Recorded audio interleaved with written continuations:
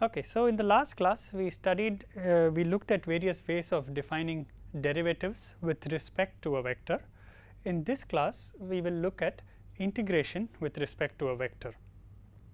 Now, when you are integrating a function of a single variable, you think of that as the area under the curve. So, for example, if you had a function f of x of one variable, and if we are looking at integral f of x dx from a to b, we think of this as the area under the function f of x from a to b. So if you have x, and if you plot f of x might have some graph like this, and if this point is a and this point is b, then the integral is defined as the area under this function here. Okay. Now, we want to extend this to the case where instead of having x here, what we have is a vector. Okay. So, we are integrating with respect to a vector quantity. So, you can have something like integral a to b, and what we have is a function of a vector, some function of a vector, and integration with respect to a vector. Okay. Now, it turns out that there are a few different ways this can happen. Okay. For the sake of argument, we will restrict ourselves either to vectors of the form r equal to x I plus y j plus z k, and occasionally we will just work in 2 dimensions where you just have r is x I plus y j, but in general we will restrict our attention to vectors where this vector is basically of this form. So, now I had said that there are many ways you can define these integrals. Now, if you look at this, you will say that what you have is a function of a vector, and we already saw that there are 2 types of function. There is something called the scalar field where f is a scalar, and there is something called a vector field where f itself is a vector. Okay. So, then this integration, there are few different integrals that appear, and I'll just write down all of them. The first is an integral from a to b, okay, where you have a scalar function f of v. Okay, so this is a scalar function, and this scalar function is multiplied by this vector element, by a vector element, and so the result of this is a vector. Okay, so you have a scalar function multiplied by this vector to give you a vector. The other integral that will commonly appear is where you have a vector function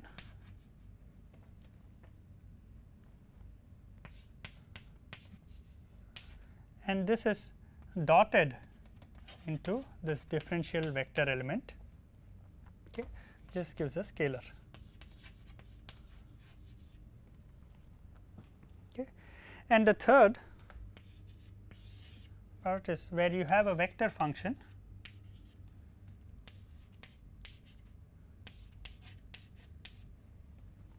okay, but now instead of dotting it to get a scalar, you take a cross product with this vector element to get a vector. Okay. So, we can easily see that there are these 3 kinds of integrations that will appear. Now, this is not the whole story. There are a lot of things that we have to specify here, and I'll look at each of them in detail. Okay. So, let us take the first case.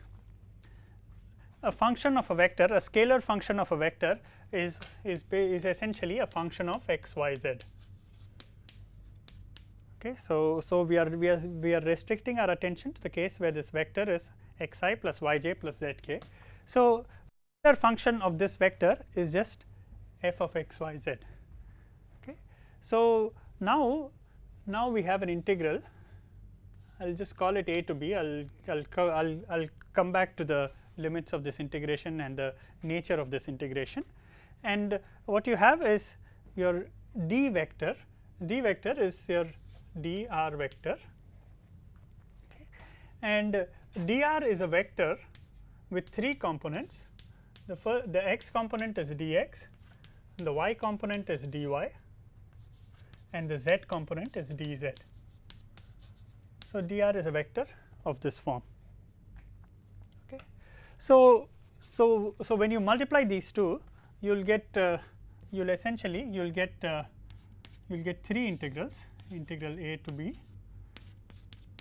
f of x y z dx, this multiplied by I, plus integral a to b f of x y z dy, this thing multiplied by j,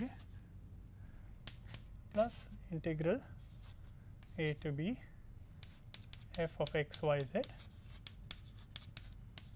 dz multiplied by k. Okay. So we have used here the fact that that these unit vectors, okay, they do not change as you go from one point to the other. So they can come outside the integral sign. Okay. So we can take these unit vectors outside the integral sign and you just get this form. It gives you a vector with 3 components. The x component is this, the y component is this, and the z component is this. Okay.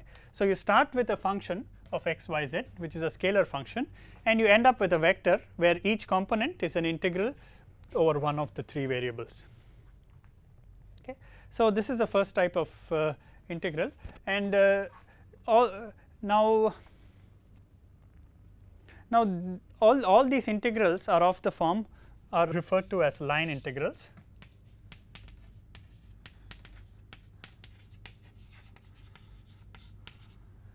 Okay. And the significance of this will become clear why it is called a line integral, or sometimes they are also called as path integrals.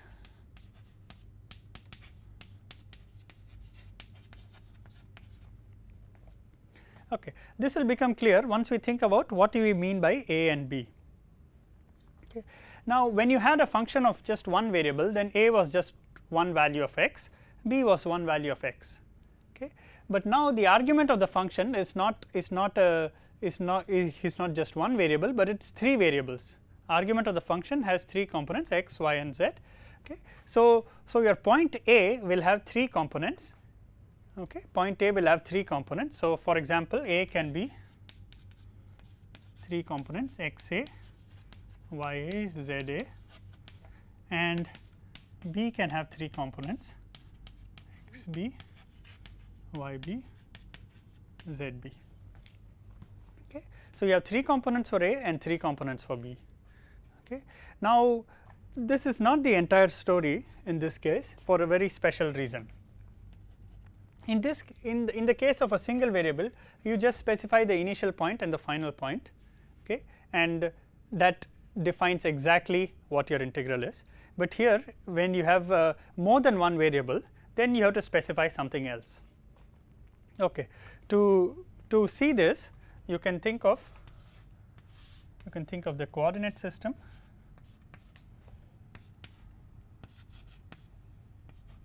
And you have one point, let us say here, x a, y a, z a, and you have a second point b.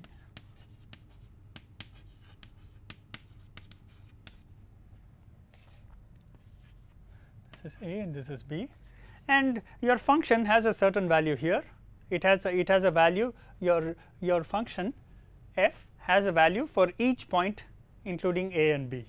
So for each point in this 3-dimensional space, if you take any point with any value of x, y, z, this function f has a certain value.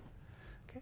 Now if you imagine integrating f from a to b, then you have to see how the function changes as you go from a to b. So just as in this case, you have to see how the function changes as you go from a to b. Now going from a to b in the case of 1 dimensions was straightforward, because you just go from a straight to b this way. There is no other way to go from a to b. In this case, it is not so straightforward. You can go from a to b along this path, you can go along this path, you can go along some path that looks like this,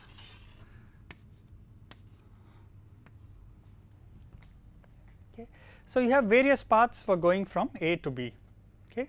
And therefore, the specification, the complete specification of the integral needs you to specify which path you are following. So, if you are following a path C, you need to specify that you are following that path C. Okay. And when we look at examples, this will become clear that what it means. It is called a line integral, path integral, or even sometimes a contour integral.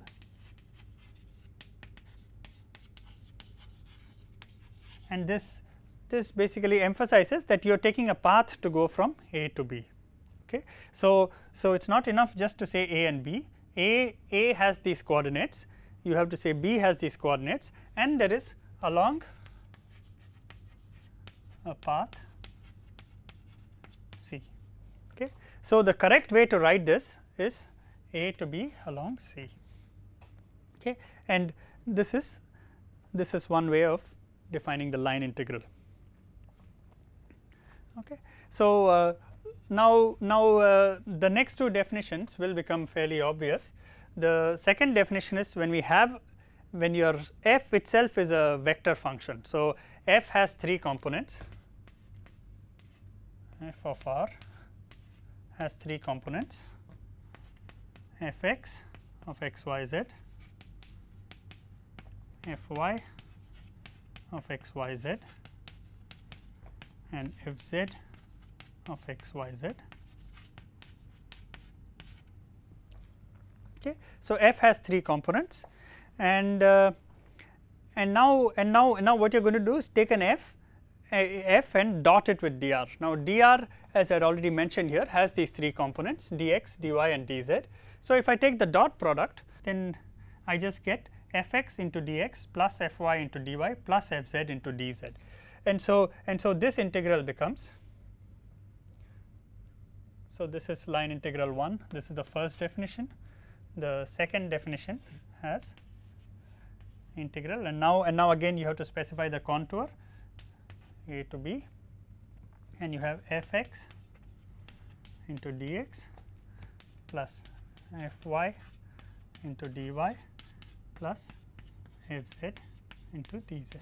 Okay. So, notice it is not a, what you get is a scalar. Okay. So, these are just multiplying, it does not have any components. Okay. You take the x component and you integrate over dx, take the y component of f, integrate over dy, take the z component, integrate over dz, and these are the usual one dimensional integrals. Only thing is, when you put the limits, you have to make sure that you are following the path C. So, this is the second definition of this integral, and the third definition is actually simply related to the first definition. In this case, you take a cross product of f and dr, f and or dv. Okay. Instead of multiplying fx by dx, what you will do is you will do fx dy minus fy dx, and that will be the k component. Okay. So, you can think of this as integral A to B, and what you have is f cross v. So, f cross v has three components. The ith component will essentially, if I think of f as these three components, dr as these three components. So, you just take a cross product of the two. So, then the ith component of the cross product will be fy dz,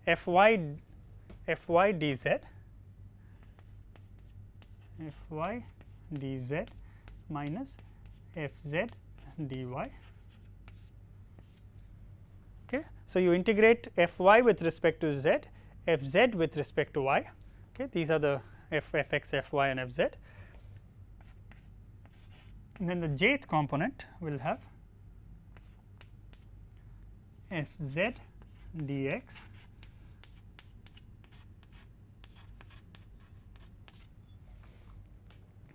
and the kth component will have fx dy fy dx. Okay. And again, once again, you will integrate along the path C. Okay. So, these are three definitions of what are called as line integrals, where you integrate with respect to a vector, okay, and you are just integrating with respect to a vector, and since a vector in this case we will restrict ourselves to vectors of the form r equal to x I plus y j plus z k. Occasionally we will just be working in 2 dimensions. So, r will have only these 2 components. In that case the cross product will not be defined, and so this definition of line integral will not be used. Okay. So, this completes the discussion of line integrals. Now, you can think of other integrals involving vector quantities. Now, since you said that these vectors they form a 3-dimensional space. Okay. So, instead of just integrating from a to b along a line, you can imagine more complicated things. You take the integral value of the function over a certain area. So, you integrate the function over this area. So, you look at the values of the function at each of these points, okay, and the integral that gives you the sum of values of the function over all these points will be like an area integral. And then you can extend it to even volume integrals, where you look at the value of the function in an entire closed volume. So, you can imagine that you have a little tube or some sort of volume here, and you look at the value of the function everywhere inside this.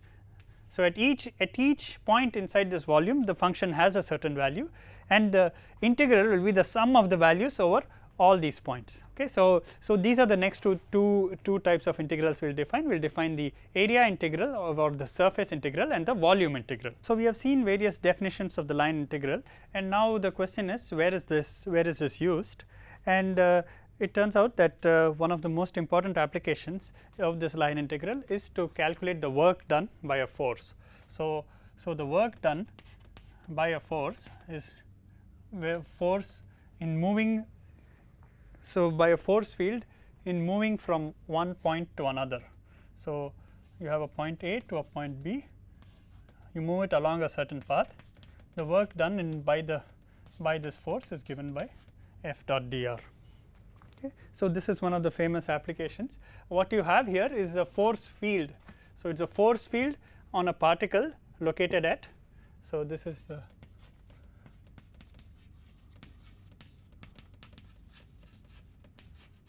on a particle located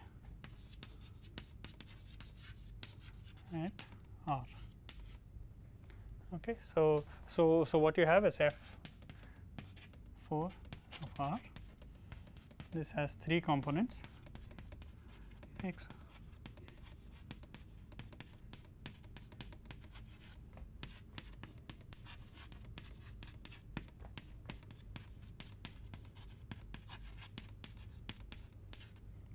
so, it is a vector field, and the 3 components of the vector field are Fx, Fy and Fz, and each of these depend on where you are in space. So, each of them are functions of x, y and z. So, the force field on a particle located at r. So, essentially you have this region, and wherever the particle is it feels some force. Okay. So, depending on where it is, it feels a force, and due to this force you move the particle in the presence of this force. Now, what is the work done? And that is given by, suppose you move from A to B along a path C, the work done is just this line integral. Okay. So, this is a very important application.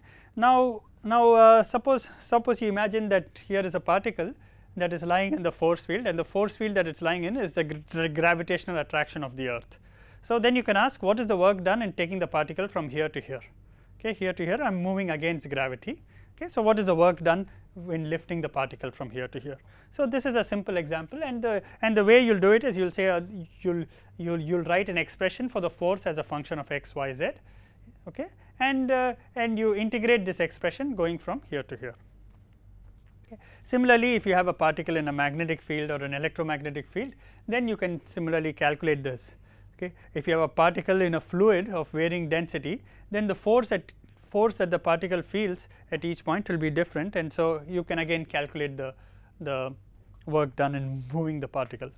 Okay. So, that we ask a lot is suppose I go from A to B along one path, and I go from A to B along a different path. Okay. So, is W path dependent.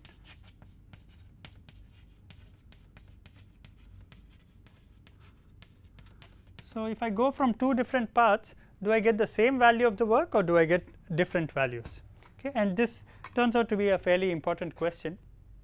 Okay, and you have seen some bits of this in your thermodynamics courses, but and the answer is it depends on the force.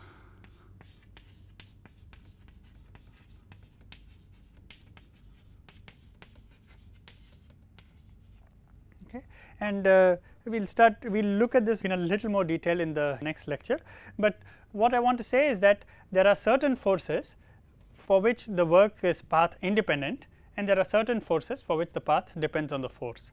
And when I say force, I mean a real force field that has 3 components. Each component depends on x, y, z. Okay. So there are some theorems that we will discuss in the next class on which cases is this work path independent. Okay. And you have encountered some of this in your thermodynamics courses. Okay. So you have seen the work and you have seen that in general it depends on the path. Okay. But there are some particular cases, some specific cases when you can actually construct work that is path independent. Okay. So the next integral that we will be looking at. Okay. Before we look at that, let's look at an example of how you do this line integral. So an example.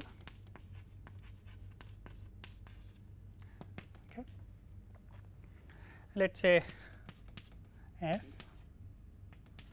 f of x y is equal to, let me take f of x y has 2 components. I'm just taking a two dimensional force. So it has two components, I times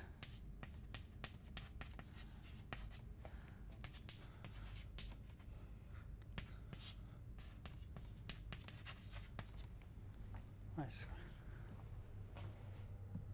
Okay. So what is the work done by this force in going from a point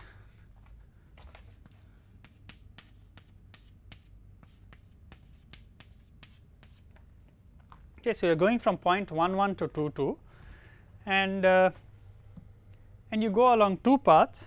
The first path, so you are going from points 1 1 to 2 2 along 2 paths. Okay.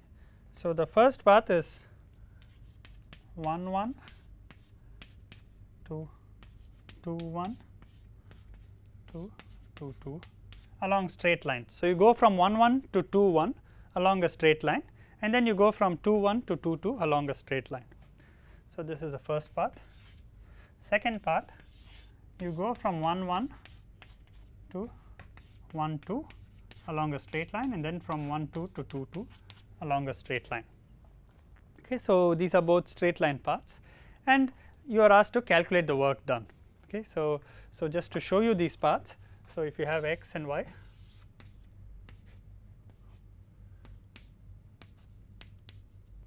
and this is 1 1, this is 2 2.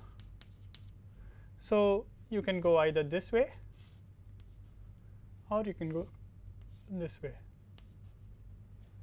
Okay. And you have to calculate the work done in moving the particle under the influence of this force from 1 1 to 2 2 along these 2 paths. So this is your path 1, path 2. Okay. So let's start with path 1. So for path 1,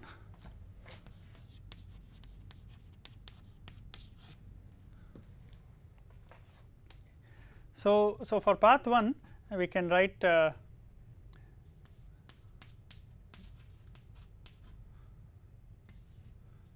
integral f dot dr from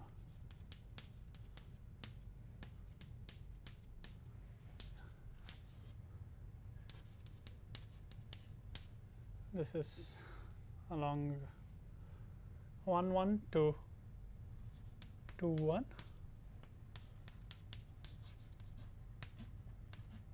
plus integral from 2 1 to 2 2 .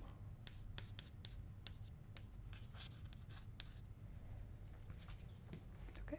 So you first go from 1 1 to 2 1 and then from 2 1 to 2 2. So you write this integral as a sum of these two integrals. Okay. Now the path going from 1 1 to 2 1. Okay. So in general f or in general dr is equal to dxi plus dy j. Okay. Now along the path going from 1 1 to 2 1, your dy, your change in y is 0. So y has a fixed value. Okay. So you can write this as, in this case dy is 0. So it is just it will just be the x component of the force multiplied by dx, and along this path dx is 0. So this will just be the y component of the force multiplied by dy. Okay. So to put it all together, you can write this as integral from 1 1 to 2 1. Now f of x y, I'll just put the x component of the force. It will just be dx y square, and the second integral is integral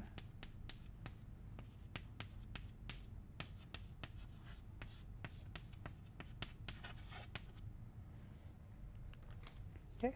Now what you should do is you should put the, in this case along this path, not only is the y constant, but the value of that constant is 1. So I can write this as integral, the y is fixed at 1.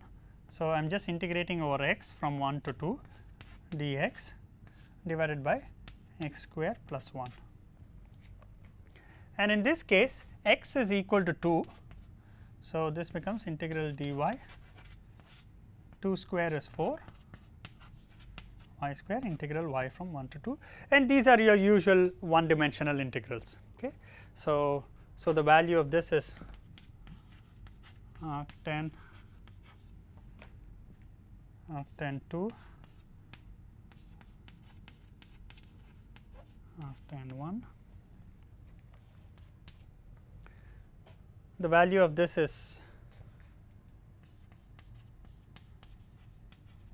now this will be 2 by 2, that is 1 minus arctan 1 by 2 is half. Okay. And if you add all this together, you will just get inverse tangent of 2 minus inverse tangent of half. That is the value of the line integral along path 1. Okay. Now what happens when you go along path 2? And in this case again it's not too difficult to show that in this case you will go from 1 1 to 1 2, instead of 2 1 you will go to 1 2 and you will have a dy. Okay. And instead of x you will have x fixed at 1. So it will look exactly like this, but instead of x you will have y, and you will have look exactly like this, but instead of y you will have x. So you can show that when you go by this path you will get exactly the same answer as this. Okay. So whether you go by 1 1 to 2 1 to 2 2 or you go from 1 1 to 1 2 to 2 2, you will get exactly the same answer, and that is very easy to show if you follow exactly the same steps. Okay. Only thing, when you go from 1 1 to 1 2, then x is fixed, but y varies. Okay. So then this term won't be there, only this term will be there, and x is fixed at 1. So it's not fixed at 2, it's fixed at 1. So it turns out to be exactly the same as this integral, and you can show that going along either path gives the same answer. So going along path 2 will give same answer, and this I leave it to you to work out. Okay. So you should work this out.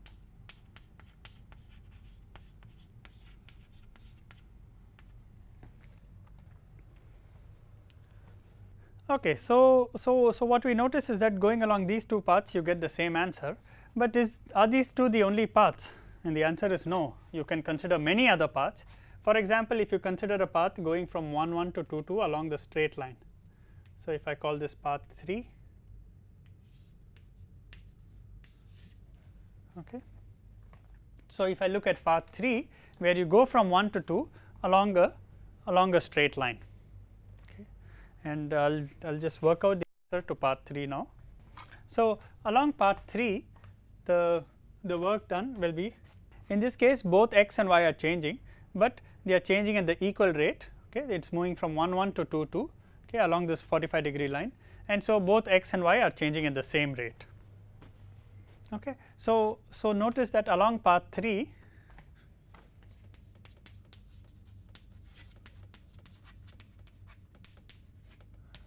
x equal to y and dx equal to dy. Okay. And now if you substitute in this, what you will get is integral f x is 1 over x square plus y square dx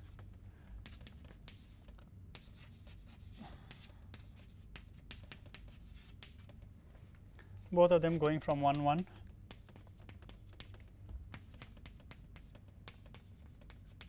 Okay.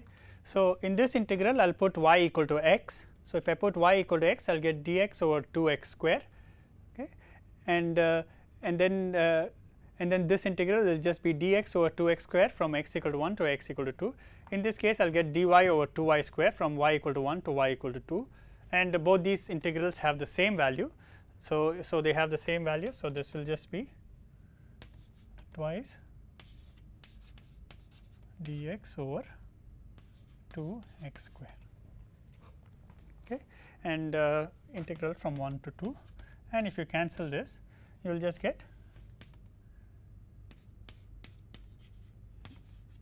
from 1 to 2, and this is equal to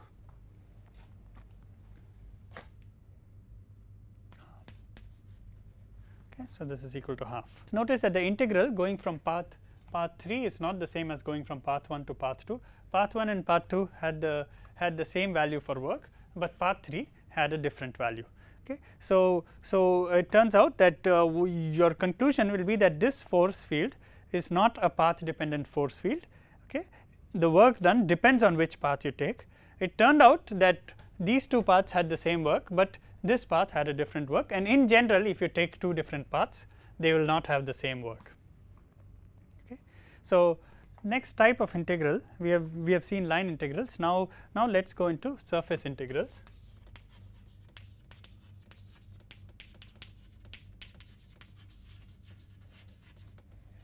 So, again here you have a surface. So, your surface in 3D space. Okay, so, in general it is a surface in 3D space, and we use the symbol d sigma, and this is a vector. Okay, so the surface is a vector. The direction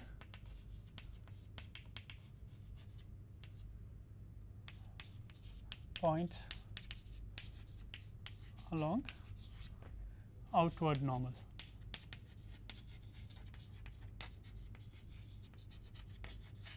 So, it is a direction that points in a direction in the outward normal to the surface. So, if I have a surface like this, then the outward normal is what defines the direction of d sigma. So, if you had a surface like this, then this points in the outward normal. On the other hand, if you had a surface like this, then this will be the direction of d sigma. Okay. So, there are some conventions to define what you actually mean by outward, okay, but we will not get into that. We will just assume that at least for all the surfaces that we use, the definition of outward is very clear. Okay. But essentially this points in a direction normal to the surface. Okay. So,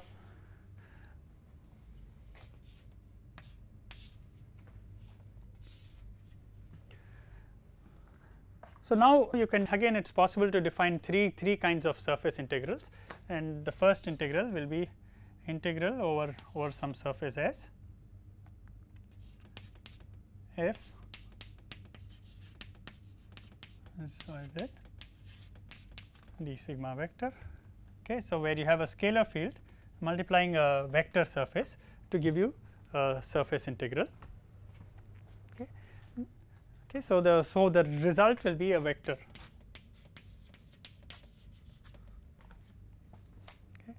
The next will be integral where you start with a vector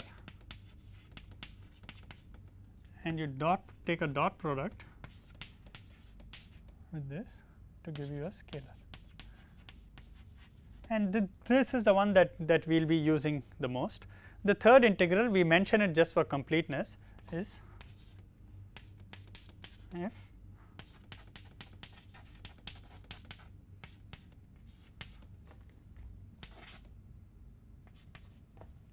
and this gives you a vector. Okay, so, you start with a vector field, you cross with a vector that corresponds to the surface normal, and you get another vector field which is the surface integral. Okay, and this integral is over the entire surface. Okay. So, and each of these can be calculated using almost the same techniques that we use for line integrals. At least the definitions are very similar to line integrals. Actually implementing and calculating this surface integral turns out to be slightly more tricky. You have to use some ideas from calculus of many variables. Okay. So, for example, if you had this 3-dimensional space, okay, and your surface could be something simple like this could be a surface. So, your surface is in the xy plane.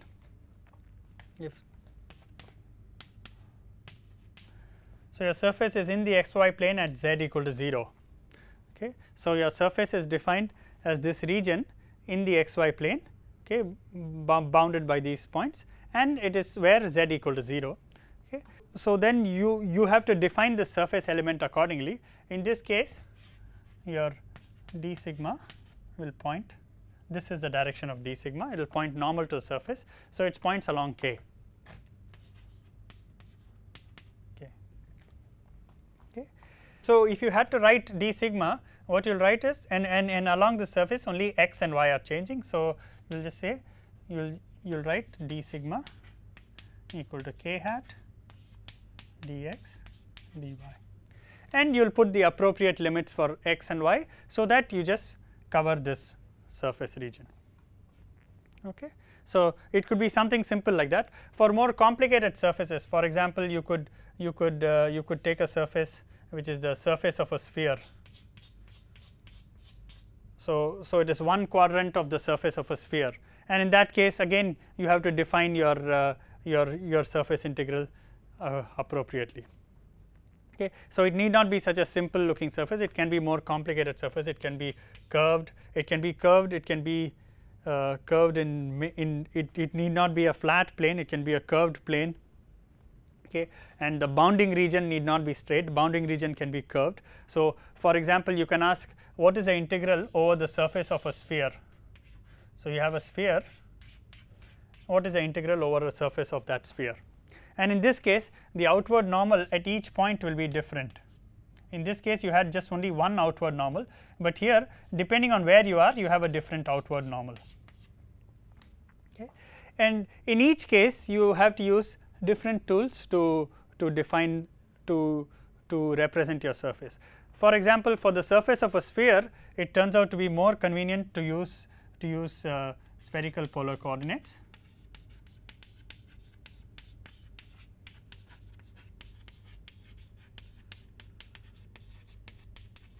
Which was discussed in an earlier lecture. So, if you want to parameterize this surface and you want to write a simple way of writing d sigma, then if you are working with a sphere, the surface of a sphere, it is best to use spherical polar coordinates. In each case you have to choose what coordinates you will use. So, for example, a surface of a sphere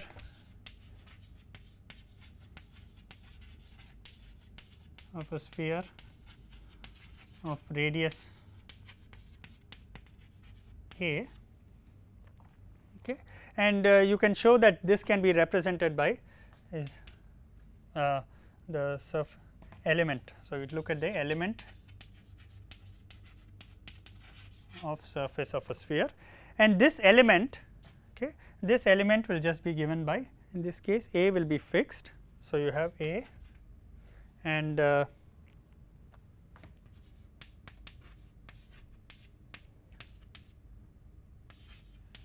d theta d phi. So, it will be A square sin theta d theta d phi. Now, when you are working in spherical polar coordinates, and it is usually easier to put limits on theta and phi. In this case, phi will vary from 0 to 2 pi and theta will vary from 0 to pi, and that will give you the entire surface of a sphere. Okay. So, limits phi goes from 0 to 2 pi, theta goes from 0 to pi, okay, and this covers the entire sphere of radius a.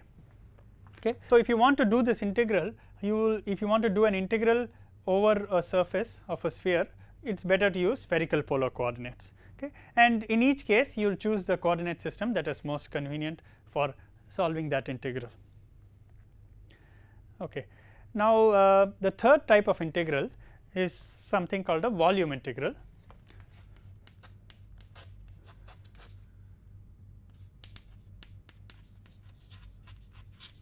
And in this case, since volume is a scalar, this volume integral, there is only one definition of a volume integral. So, if you had a scalar function f of x y z, okay, then you can define integral dv f of x y z. Similarly, if you had a vector function, then you can define integral this. This will just be a vector with 3 components. So, it will have 3 components, f x dv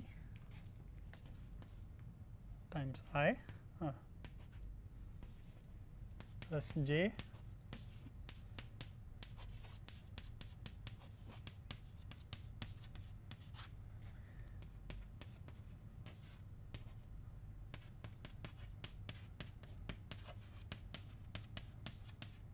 So, you just integrate each of these components, okay, separately. So, it's a this gives you a vector with 3 components corresponding to integration of the individual components. Okay. So, these are the 3 kinds of integrals that we often encounter when we are working with functions of vectors. Okay. Now, you can ask questions like what is the relation between a surface integral and a volume integral, and there are 2 interesting theorems. Okay, 2 interesting theorems that relate various kinds of integrals. Okay. The first theorem is called the Gauss divergence theorem.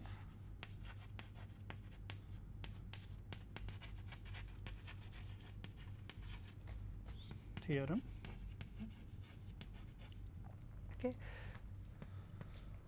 So, this has to do with a volume integral. This relates a volume integral to a surface integral. Okay. So, the idea is that suppose you have a volume, a closed volume. Okay. Suppose you have a closed volume with no holes, and it could be an arbitrary shape. So, this is a closed volume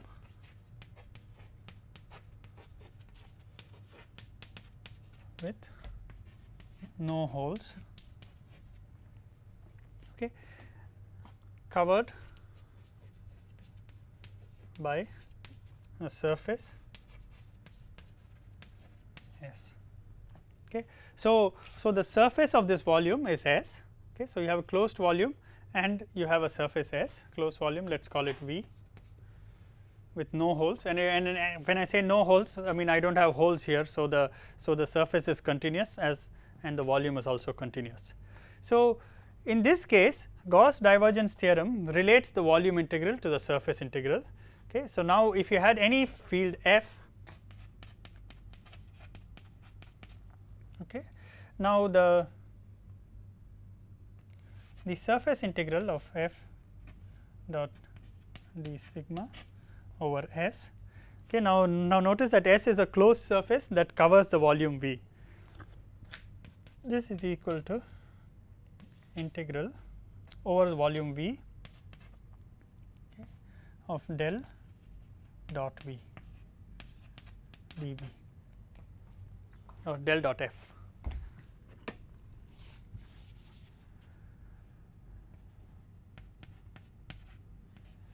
Okay.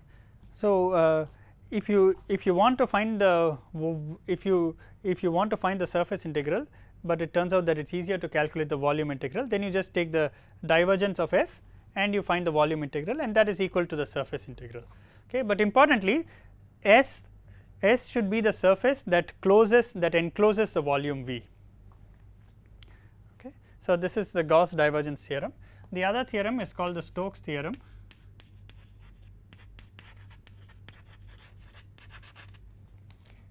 Stokes theorem relates the surface integral to a line integral.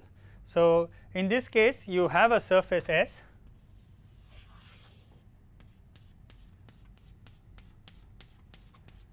you have a smooth continuous connected surface S,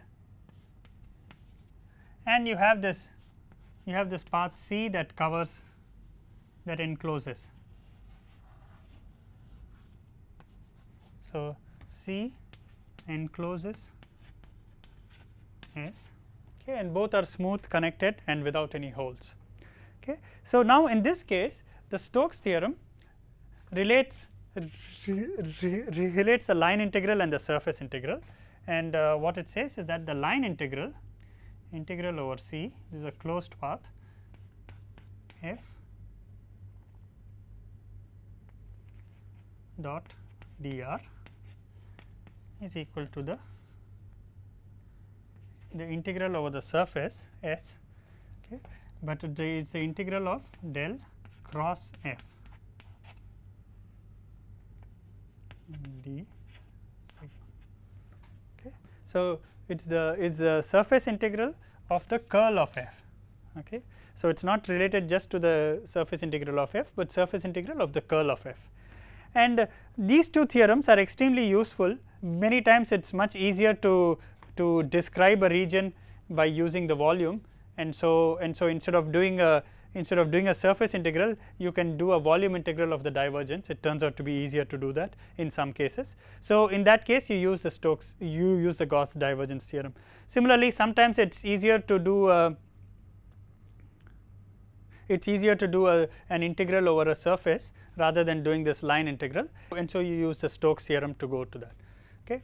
And you can look at various examples of usage of each of these theorems. Okay. And you will definitely encounter lots of volume integrals during your quantum chemistry course. Occasionally in advanced courses you will also encounter some surface integrals. The line integrals are things that you keep encountering in thermodynamics, okay, and also other areas of mechanics. Okay.